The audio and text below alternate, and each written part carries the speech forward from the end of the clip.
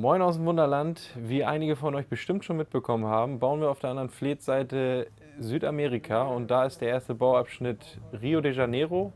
Und was in Rio natürlich nicht fehlen darf, ist der Karneval.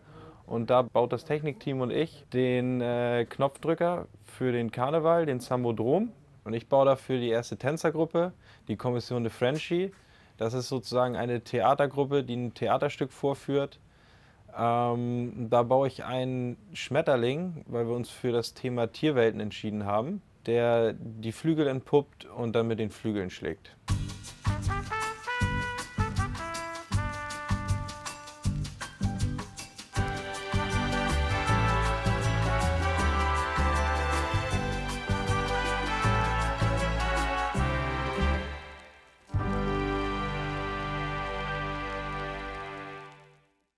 Und beim Schmetterling habe ich mir überlegt, wie ich das Ganze technisch umsetzbar mache. Und dafür habe ich eine Grundplatte, wo ein Motor drauf geschraubt ist, der einen Exzenter bewegt, dadurch sich Zahnräder mit Zahnradstangen ineinander greifen, die das Flügelschlagen sozusagen darstellen. Und wie ich das umgesetzt habe, seht ihr in den folgenden Bildern.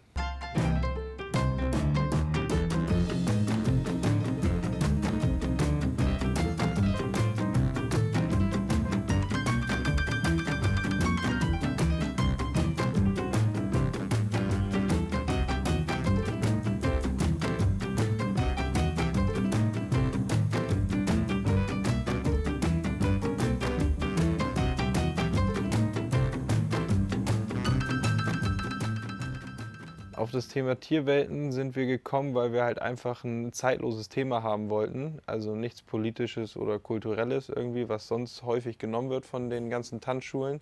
Da haben wir dann halt einmal die Schildkröte, den Papageien und den Schmetterling.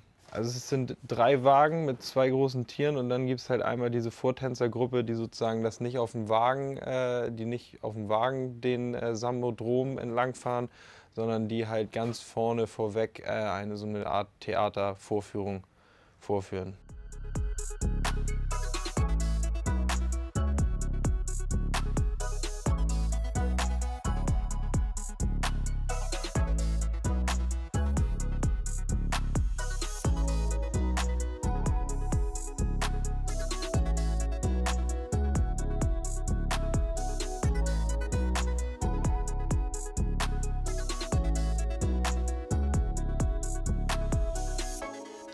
Man überlegt sich erstmal, was möchte man vielleicht machen und dann überlegt man, was gibt es vielleicht schon, irgendwelche vielleicht auch banale Beispiele aus dem Alltag, aus dem Leben. Ich meine, technisch wurde ja schon ganz, ganz viel umgesetzt und dann sammelt man da Ideen und versucht das dann vielleicht aus mehreren Ideen in sein Projekt einwirken zu lassen.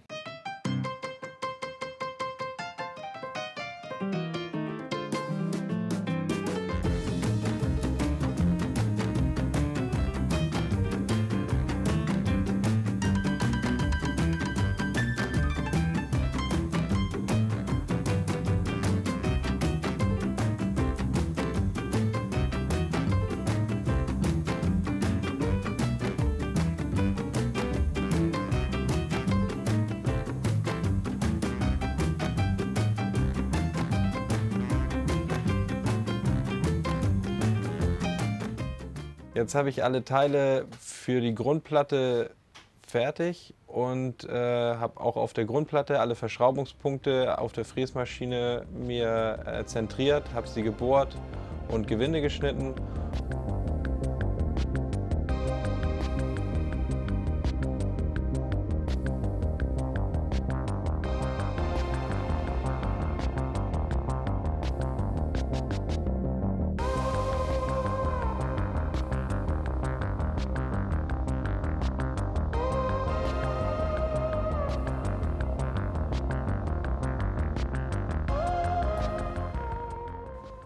Ich habe jetzt nochmal alles zurückgebaut und wieder neu angeordnet, weil ich einfach ja, ein bisschen mehr, also eine leichte Verklemmung hatte, ein bisschen mehr Spiel zwischen den Zahnrädern bekommen wollte. Habe das nochmal ein bisschen nachgearbeitet und auch das seht ihr jetzt in den folgenden Bildern.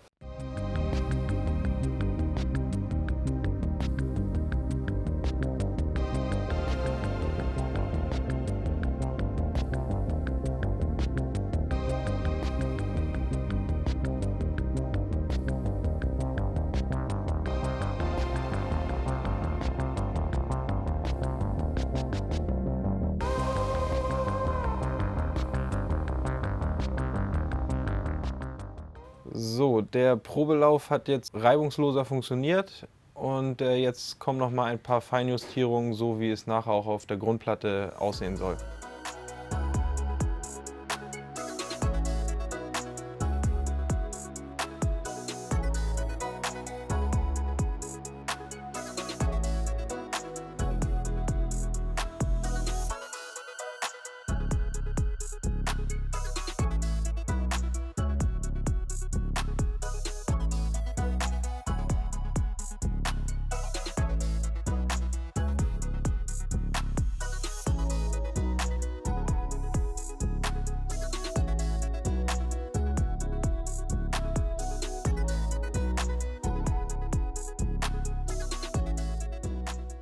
So, ich bin jetzt mit dem zweiten Prototypen fertig, wo ich auch von der Mechanik her denke, dass er so auf die Anlage kann und im Dauerbetrieb funktioniert. Was ihr bisher noch nicht mitbekommen habt, ist, dass es auch einen ersten Prototypen gab, den ich aber, wo ich mich dafür entschieden habe, dass er so im Dauerbetrieb wahrscheinlich nicht funktionieren würde.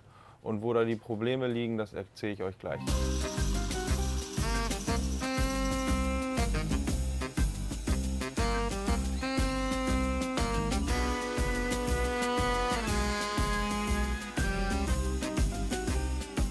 Also beim ersten Prototypen, warum es sich herausgestellt hat, warum ich ihn ungern so auf die Anlage stellen würde, ist, dass bei dieser Technik, wenn die Zahnräder zwei Endkontakte bekommen und es von der Grundposition in die Endposition fährt, dann aber der Endkontakt sozusagen nicht auslöst, weil er defekt ist oder vielleicht auch einfach mal nicht auslöst, aus welchen Gründen auch immer, dann würden die Flügel sich verfangen und der Motor würde weiter drehen und ja, das, was nachher hier vom Modellbau halt noch oben ausgeschmückt wird, würde kaputt gehen, meine Mechanik würde kaputt gehen.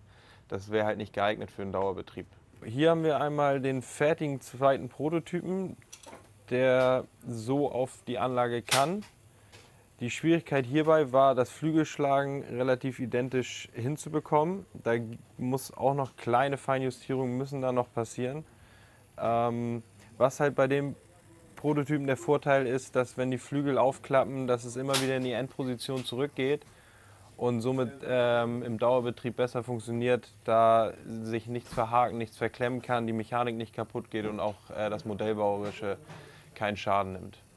Vielleicht seht ihr ja den Schmetterling in einer der zukünftigen Folgen vom Wunderland und vielen Dank fürs Zuschauen.